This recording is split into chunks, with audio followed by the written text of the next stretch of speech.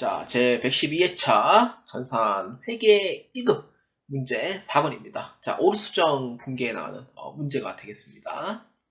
자, 일반 전표 입력 및 메인 매출 전표 입력 메뉴에 입력된 내용 중 다음과 같은 오류가 발견되었습니다. 입력된 내용을 확인하여 정정하시오입니다. 7월 말일자하고 10월 28일자인데 전산회계 1급은 문제를 한번 읽어보셔야 되는 게 부가가치세가 있냐 없냐 이제 먼저 파악을 해주셔야 돼요. 있냐 없냐 이거를 먼저 파악을 해주셔야 돼요. 근데 만약에 부가가치세가 있다라고 하면은 메인 매출 전표에서 수정해 주시면 되고요. 만약에 부가가치세가 없는 거래다라고 하면은 일반 전표에서 수정해 주시면 돼요. 근데 이 두 가지를 넘어서 이제 이렇게 해서 이동을 해서 이제 전표를 수정하는 문제도 나오거든요. 그래서 문제를 읽고 부가가치세가 있냐 없냐 한번 파악해 주시면 됩니다. 자, 그래서 자 1번부터 한번 보겠습니다. 7월 31일자입니다. 경영관리부서 직원을 위하여 확정급여형 퇴직연금에 가입하고 보통예금 계좌에서 1,400만원을 이체하였으나 회계 담당자는 확정기여형 퇴직연금에 가입한 것으로 알고 회계 처리를 하였습니다.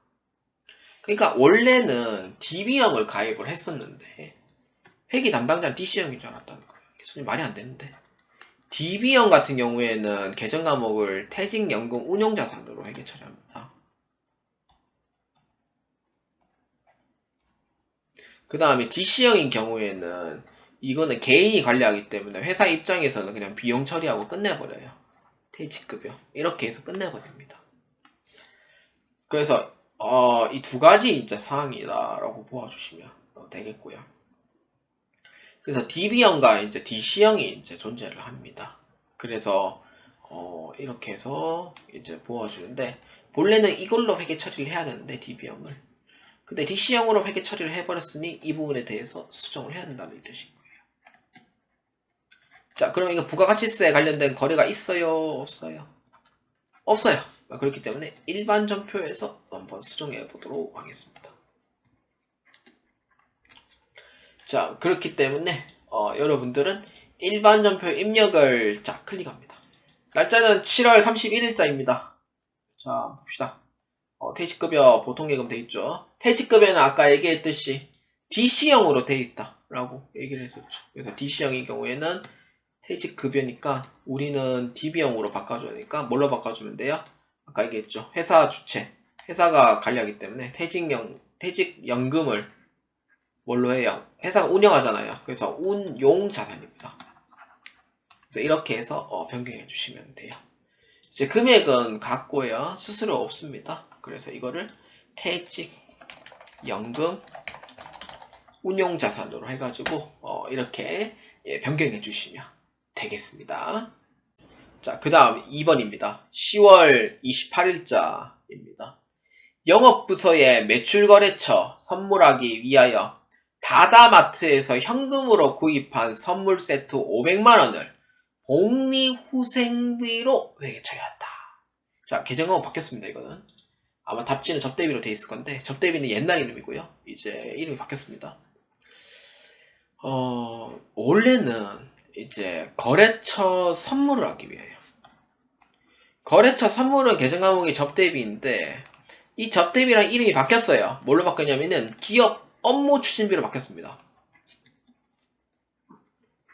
자, 이거는 지금 프로그램 바꿨습니다. 제가 프로그램 바꾼 상태에서 했는 거고요. 그래서 기업 업무 추진비로 저 나옵니다. 접대비 하면 안 나옵니다. 이제는. 자, 그래서 이제 이걸로 회계 처리를 해야 되는데 뭘로 했는 거예요? 복리후생비로 회계 처리하는 거죠. 자, 이거에 대해서 실수가 또 나와요. 자, 지금 문제에서 보면은 전자세용계산서 수치라고 돼 있죠. 자, 계정 과목 바꾸면 안 돼요. 이거는 계정 과목 바꾸면 안 됩니다. 이거 실수 제일 많이 나와요. 자, 기업 업무 추진비는 접대비 같은 성격이기 때문에 이거는 계정 과목을 불공으로 처리하셔야 돼요. 불공으로 처리하고 복리후생비는 세용계산서를 받았을 때는 과세로 회계 처리해요. 이렇게. 자, 그렇기 때문에 이 부분에 대해서 수정을 꼭 잘 해주셔야 되고요.